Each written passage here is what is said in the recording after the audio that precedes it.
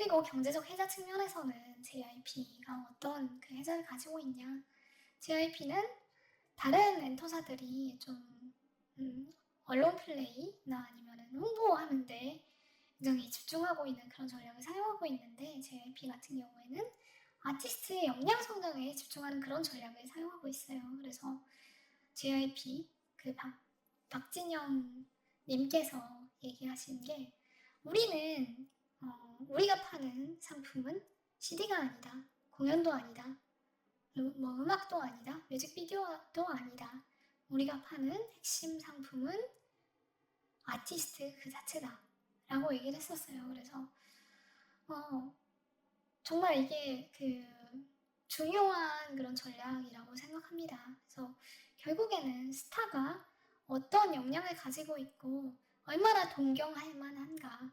그게 이제 그 아이돌의 의미잖아요. 그래서 아티스트가 갈고 닦은 그런 음악적 역량하고 외모를 팬덤이 자발적으로, 그러니까 뭐 홍보를 통해 가지고 얘네 좋다라고 세뇌를 시키는 게 아니라 자발적으로 동경할 수 있는 그런 구조를 만드는 본질에 집중하는 전략을 사용하고 있고, 이런 전략이 가능한 거는 다른 그 엔터사들하고 다르게 JYP 대주주 박진영 형님께서 아직까지 현역 아티스트이기 때문일 거라고 생각합니다. 그래서 현역 아티스트로서 소속 아티스트들이 롱런할 수 있는 그런 구조를 만드는 게 JYP의 전략이고, 이런 거는 다른 엔터사들, 뭐 하이브 같은 경우에는 CEO가 대기업 컨설턴트 출신이고, SM 같은 경우에는 스킨푸드 CFO였고, YG는 양현석 그 대주주의 동생인 것처럼 이렇게 아티스트하고는 거리가 먼 행보잖아요. 근데 이거하고 다르게 JYP는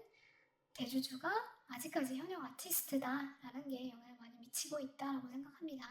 그리고 JYP는 브랜드 가치도 진실, 성실, 겸손을 표방하고 있는데, 모든 오디션 프로그램을 할 때마다 최종 데뷔전 선발 전에 박진영 형님께서 강조하시는 가치입니다. 그래서 JYP 아티스트들이 좀 뭐 노잼이라는 그런 평가를 받을 수는 있다고 생각해요. 근데 결국은 대중들이 스타의 인성과 본연의 매력을 알아보고, 그 다음에 점진적으로 팬덤이 알아보도록 만드는 게, 자발적으로 그렇게 해가지고 팬덤에 입덕하고, 그 다음에 뭐 여러 가지 굿즈나 아니면 CD, 공연 같은 거를 소비하도록, 자발적으로 소비하도록 만드는 게 이런 브랜드 가치를 형성하고 있다고 생각합니다. 그리고 이런 브랜드 가치를 보고 더 잠재력 높은 연습생들이 JYP에 들어오게 되면은 장기적인 선순환을 일으키는 원동력이 될 수 있다고 생각해요.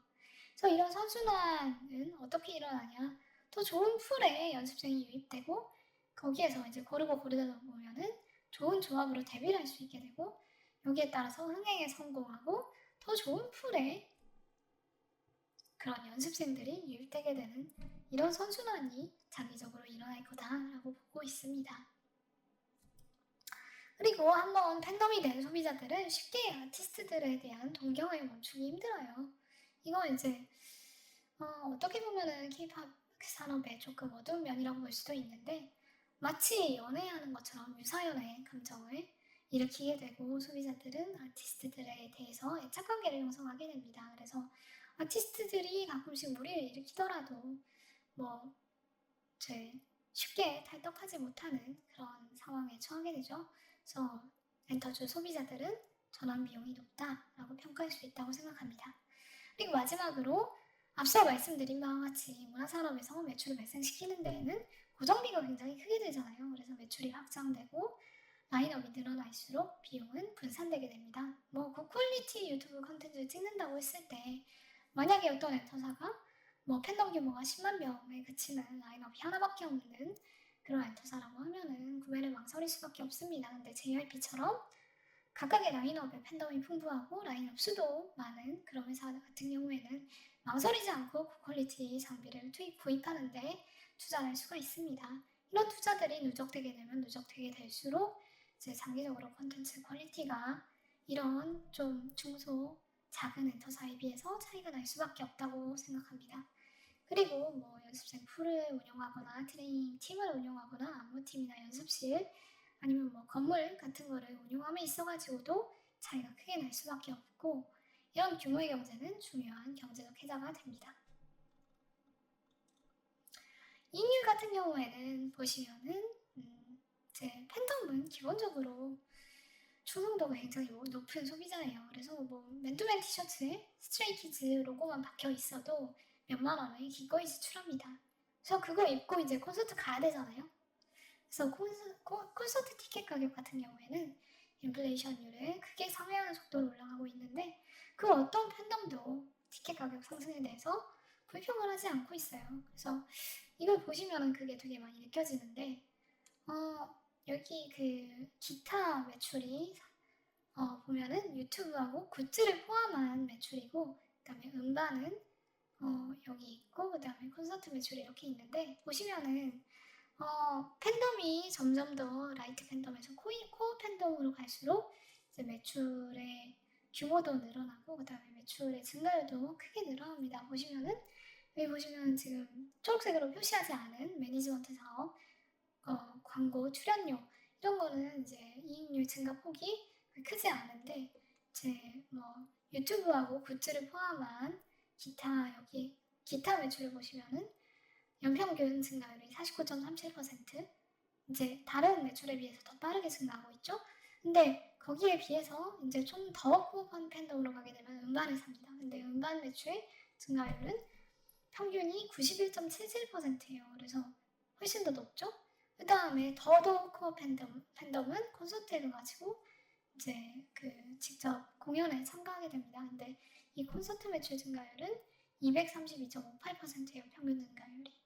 그러면은 이제 그 매출 증가율이 높은 거는 코어 팬덤으로 가면 갈수록 더 매출 증가율이 더 높게 나타난다는 거를 알 수 있게 됩니다.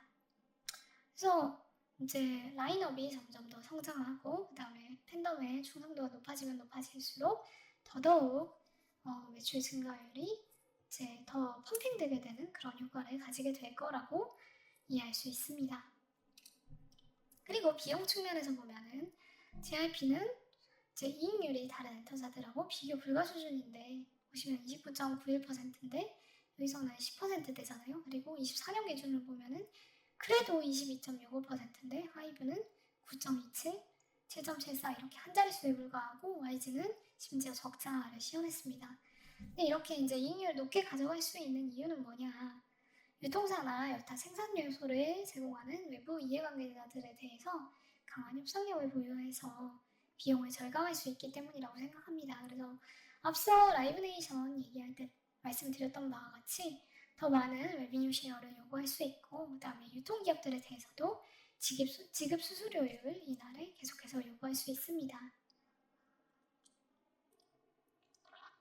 그래서 이런 그 꾸준한 비용 관리의 결과로서 평균 매출 총이익률이 43.77%, 영업이익률 23.24%, 단기 수익률 18.31%, ROE 18.22%. 이게 10년 평균이에요. 10년 동안 실적이라는 거는 이런 DNA를 가지고 있다라는 의미라고 볼 수 있고 이게 앞으로도 이어질 가능성이 높다라고 이해하시면 될 것 같습니다.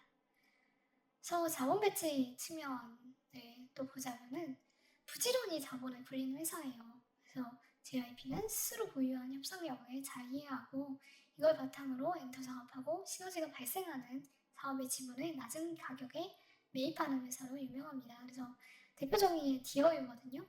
JYP는 디어유 지분 23.3%를 214억에 취득했는데 이제 취득한 지 뭐 한 5년 이 정도 됐죠. 근데 현재 디어유 시총은 8,225억 원이고 23.3%의 지분 가치는 1,916억 원이에요. 그러면은 거의 10배 정도 이제 증가한 거잖아요. 그래서 디어유가 이제 이렇게 지분을 JYP에 판 이유는 자사 버블 플랫폼에 JYP 아티스트들을 입점시킬 필요가 있었기 때문이고 이런 이제 협상력을 바탕으로 해가지고 JYP는 낮은 가격에 지분을 매입하고 그 다음에 아티스트들을 입점시켰던 거죠. 이 외에도 포바이포나 네이버제트 같이 엔터 사업하고 사업적 시너지가 명확한 회사들의 낮은 가격으로 지분을 투자한 바가 있습니다.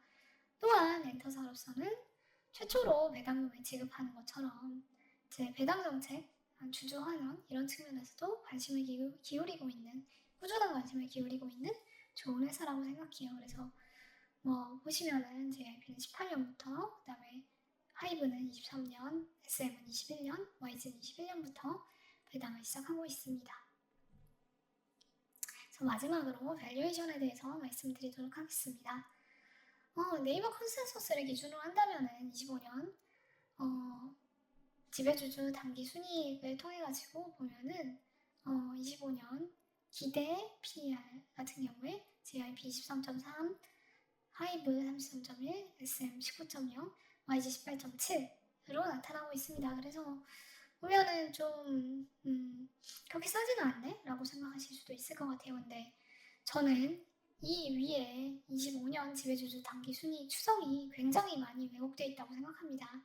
특히 JYP의 25년 매출의 많은 부분을 차지할 항목이 콘서트 매출이라고 생각하는데, 여기에 대해서 좀 라이브 네이션으로부터 정산받는 콘서트 매출이 얼마나 되는지 명확히 제시하는 애널리스트들이 없어요.